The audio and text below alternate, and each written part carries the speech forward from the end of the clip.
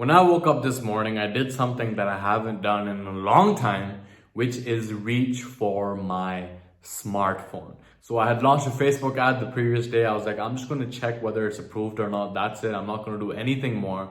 So I checked the Facebook app. I'm like, okay, the ad has been approved. I see a notification saying that someone has actually commented on the ad. I'm like, I'm just going to check this comment.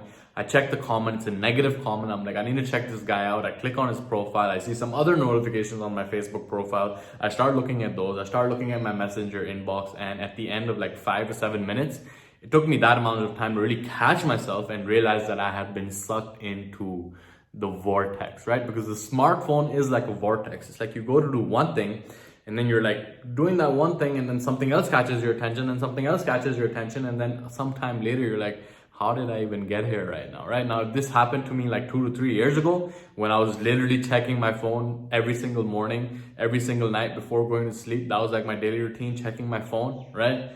I would have taken a lot longer to actually catch myself, but since implementing a bunch of different action steps, I've been better able to deal with this addiction. And dopamine detox is really what we are here for, right? Getting rid of that dopamine spike that we get from our phone. Because understand that there are thousands of the world's top engineers that are working diligently on creating an algorithm that is optimized to grab your attention. Okay, understand that the attention economy is $7 trillion, and there are thousands of the world's top engineers that are leveraging human psychology and cognitive biases to grab your attention. Okay, thousands of engineers versus one of you. So it's not a battle that we can win. It's not a battle that we can come out on top of. So in this video, I'm going to be sharing with you the 4 steps that will really change the game so that you can set it according to your rules and you can use your phone rather than have it use you. Okay, these 4 steps are definitely something that help me master my attention, master my focus when I implement them. When I break them, then I end up going down the slippery slope, getting sucked into the vortex. Okay, inherently there's nothing wrong with your phone, but what is wrong is the fact that we get sucked in, we get hacked, right? What does it mean to be hacked?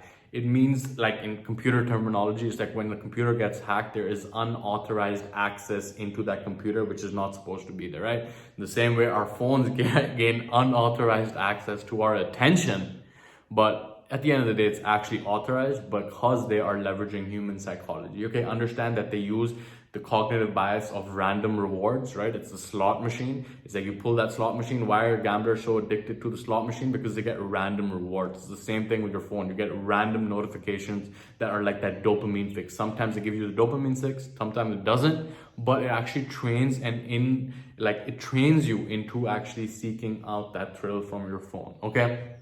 Now, the second cognitive bias is that of social rewards, right? We are social beings, we are social organisms, and all of these social media platforms are really engineered around getting that social approval, right? Oh, did they like my status? Did they not? Did they comment? Did they, whatever it is, then they basically leverage that. These engineers, right? They leverage these triggers, these cognitive biases to really suck out our attention. And like I said, I want to share with you the 4-step process to hack back your attention so that you can consciously create a life that you love rather than unconsciously get sucked in to ulterior agendas, right? Because at the end of the day, this is a tool, but it is only a tool as long as you're using it according to your particular goals, as long as you are using it with intention, with consciousness, knowing that it's helping you move towards your goals.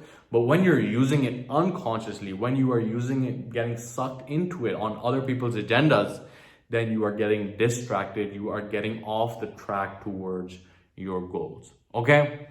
Now, the first step in the dopamine detox, the first step to hack back your attention is to leverage the power of flight mode, okay? At the very least, before going to sleep, turn your phone on flight mode, okay? Because you don't want notifications coming at you when you're asleep.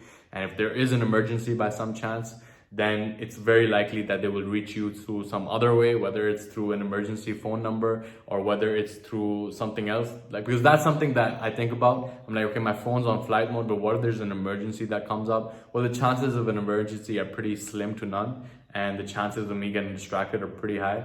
So I suppose it is a trade-off over there, but if there is someone important that you need to look out for that could contact you if there's an emergency, then just set up another means for them to do so, whether you have a local landline number or whether there's some other emergency means. Okay, I leverage flight mode not only when I'm sleeping, but when I'm working, right? I put my phone on flight mode, I put my phone away so that I can stay focused on what it is that I need to do, because there's something known as attention residue, right? So even if you're working and you're diligent and you're working hard, and then you get a distraction on your phone, you get a notification, you hear the notification, you might not even check your phone, but just by the mere fact of hearing that there's a notification, there's that attention residue that's rubbed off on your own focus, and it's going to be there in the background, and it's going to remove your focus from actually doing the thing that is in front of you right now. Okay, so I leverage flight mode all the time. I would guess that my phone is on flight mode more than it is not on flight mode, and it's very important not only in mastering your focus, but there are a lot of electromagnetic frequencies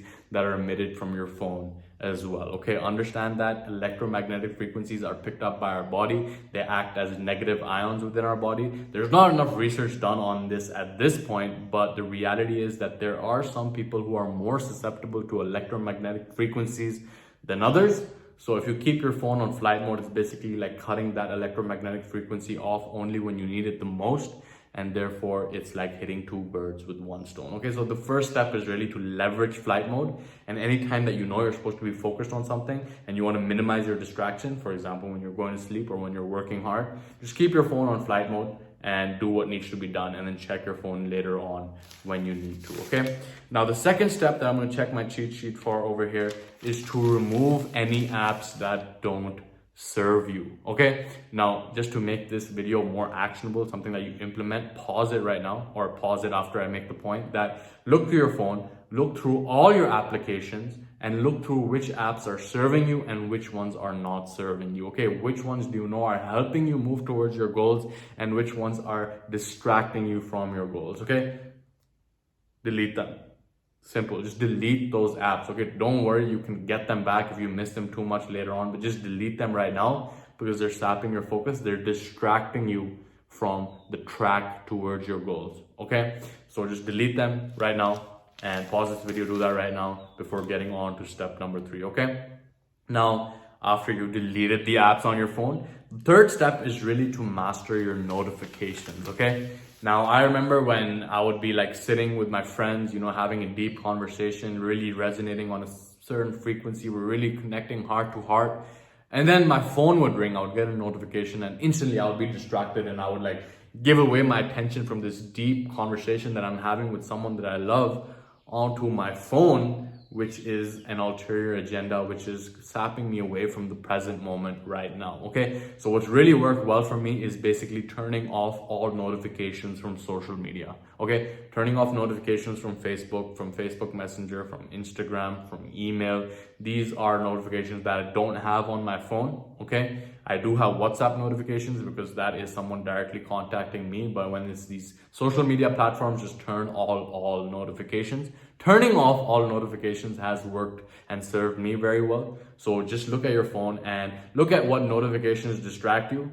And if they're not important, like, you know, it's random, there's so many apps, you can just go onto the settings on your app. I'll show you on the screen right now. Click on notifications, look through all the apps which are actually distracting you. Click this button and turn off all the notifications over there. Okay, it's going to be a game changer for you, along with using this with flight mode. When you turn off your notifications, even if your phone is off of flight mode, you are less likely to be distracted. Okay, now the fourth step over here is really that I'm going to show you my own home screen of my phone so that you can see how my apps and everything are organized, and you can use that as a model for you organize your own phone. And then if not, you can just like model it and create your own system. Okay, so I'm just going to dive into my phone right now. Okay, so welcome to my phone. Okay, so I have all my apps basically organized on one screen into these, 7 different folders. Right now you can have as many folders as you want, you can have as little folders as you want, but these are what work for me, and it's really better in terms of organizing the apps on your phone so you're not wasting time scrolling through it. Okay, so for example,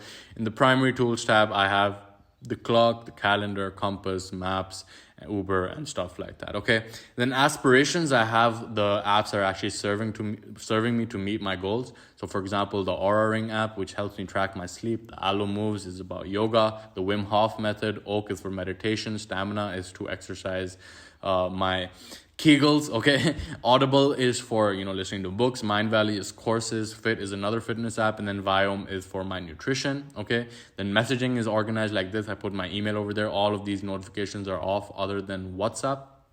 And then for business, it's the different ad accounts, bank accounts, stuff like that. And then utilities, calculator, Chromecast, all these, other applications which get used for different purposes. And then travel apps over here. And then I have these entertainment apps, right? These are basically like the slot machines. These are what I use to pass the time. And they're all gathered over here. Okay, so you can organize your phone however it is that you want. But at the end of the day, make sure that's organized and it's not disorganized, because your phone in itself will be a reflection of your consciousness. And the more organized your phone will be, the more organized your mind will be as well. So those are the 4 steps to dopamine detox from your phone, to hack back your attention from your phone so that you can focus on what matters, so that you can focus on what truly moves you towards your goals. Okay? Understand this, that your phone is an amazing tool. I wouldn't be able to get my message out to you if it wasn't for my phone, for the social media times that we live in right now. But it is a terrible master, okay? It's an excellent slave, it's a terrible master, and just always maintain your awareness on whether you are using your phone or whether your phone is using you, okay? Because when it's using you, it's gaining unauthorized access to your attention, which is your most important resource, which is really your only resource in your life.